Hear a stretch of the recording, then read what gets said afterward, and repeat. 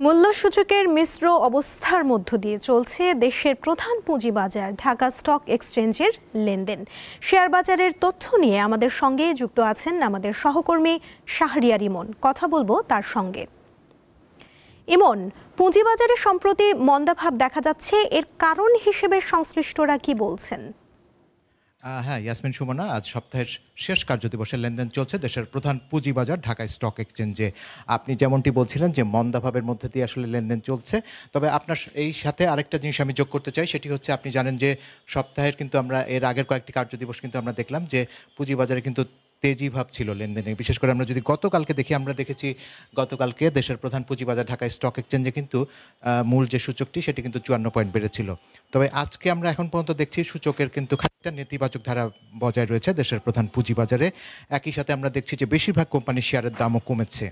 আর যদি লেনদেন ভলিউম দেখি, সেটিও কিন্তু আপনার প্রথম 3 ঘন্টায় 300 কোটি টাকার নিচেই রয়েছে লেনদেন। তো এই মোটামুটি অবস্থা। এই বিষয় নিয়ে যে বাজারে আসলে নেতিবাচক এই অবস্থাটি কেন বজায় রয়েছে, একটু বাজারে আপনার ঊর্ধ্বগতির মুখ দেখলেও গত দুদিন ঊর্ধ্বগতির মুখ দেখেছিল, তারপরেও আবার নেতিবাচক কেন একটি অবস্থা বিরাজ করছে, এ নিয়ে কথা বলতে আমাদের সাথে এই মুহূর্তে যোগ দিচ্ছেন ঢাকা স্টক এক্সচেঞ্জের সাবেক সিনিয়র ভাইস প্রেসিডেন্ট জনাব আহমেদ রশিদ লালী। জনাব লালী, আপনাকে স্বাগত জানাচ্ছি। আপনার কাছে আমরা যদি জানতে চাই যে বাজারে আমরা দেখছি যে দুদিন চাঙ্গাভাব থাকলেও আবার সেই আগের মতোই আপনার নেতিবাচক ধারা বজায় রয়েছে, কেন? দেখেন, কয়েকটা কারণ আছে সেটার। এক নম্বর কারণ হলো যে একটা ম্যাটার চলছে হাইকোর্টে, সেটা একটা বিষয়। আমার কাছে মনে হয় যে মার্জিন রুল নিয়ে যে কমপ্লিকেশনস অ্যারাইজ করেছে, যে কারণে কোর্টে মামলাটা গেছে, সেটা এসইসি এবং আদার স্টেক হোল্ডাররা বৈশা এটা সমাধান করতে পারত। আনফর্চুনেটলি সেই সমাধানটা হয় নাই এবং এটা কোর্ট পর্যন্ত গড়িয়েছে। তো এখানে মার্জিনের যে বিষয়টা আমি যেটা বলতে চাই সেটা হলো যে দেখেন, ইন্ডিয়ান এক্সপিরিয়েন্স যদি আমরা দেখি, তাহলে কিন্তু তারা ওখানে যে কাজটা করে সেটা ডে এন্ডে যে লিস্টটা বের হয়, যদি কারোর ইকুইটি মাইনাস থাকে তাকে সাথে সাথে কল মানির নোটিশ চলে যায়, মার্জিন কলের। সো মার্জিন কলের নোটিশ যখন যায়, সেই নোটিশে ওনারা বলে দেন যে আগামীকাল ট্রেড শুরু হবার আগে আপনি মার্জিনটা জমা করে দেন, আদারওয়াইজ আমরা সেল করে দিব। এতে তিনটা জিনিস হয়।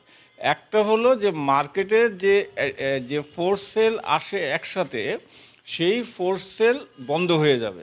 ঠিক আছে, যখন যেটা হয় সাথে সাথে অ্যাডজাস্ট করে ফেলো, ঝামেলা শেষ। তারপরে হইল যে মার্কেটটা বেঁচে যায়, বিনিয়োগকারী বেঁচে যায়। যে বিনিয়োগকারী মার্জিন কল যখন হয় সেটা যদি 3 মাস সে টানে, তাহলে একটা ইন্টারেস্টটা তার বেড়ে যাচ্ছে, সেই ইন্টারেস্টটা সার্ভিস করার মতো অবস্থানে উনি থাকেন না।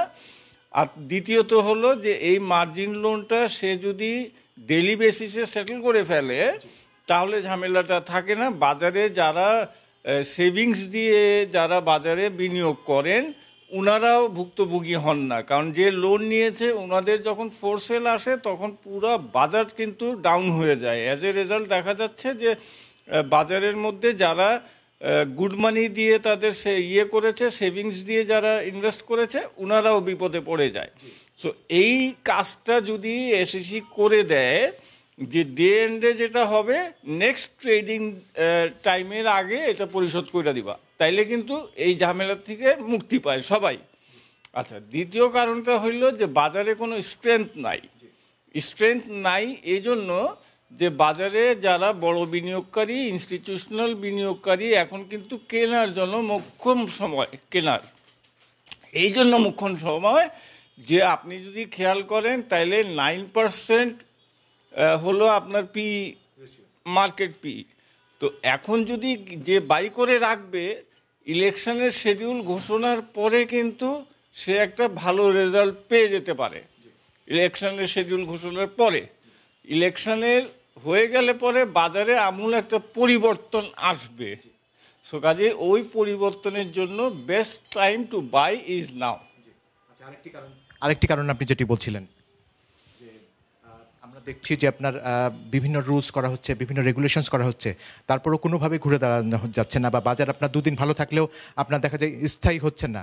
তাহলে তো স্ট্রেংথ নাই, বাজারে তো স্ট্রেংথ থাকতে হবে। স্ট্রেংথ এই জন্য নাই যে বাজার থেকে বড় বিনিয়োগকারীরা সরে দাঁড়িয়েছে।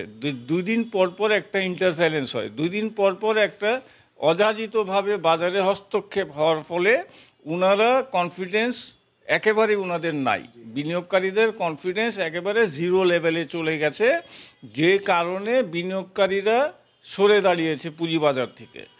তো এই কাজগুলো যদি এসইসি করতে পারে তাহলে কনফিডেন্সটা ফিরে আসবে, পুঁজিবাজারটা তার গতি পাবে।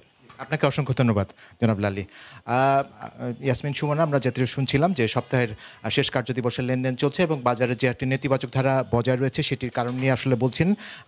আশা করা যাচ্ছে যে বাজার ধীরে ধীরে তার গতি ফিরে পাবে এবং আমরা আর 1.5 ঘন্টা পর আসলে বুঝতে পারবো যে আজ সপ্তাহের শেষ কার্যদিবসের লেনদেন পরিস্থিতি কি পর্যায়ে গিয়ে দাঁড়ায়। সুমনা। ইমন, ধন্যবাদ আপনাকে।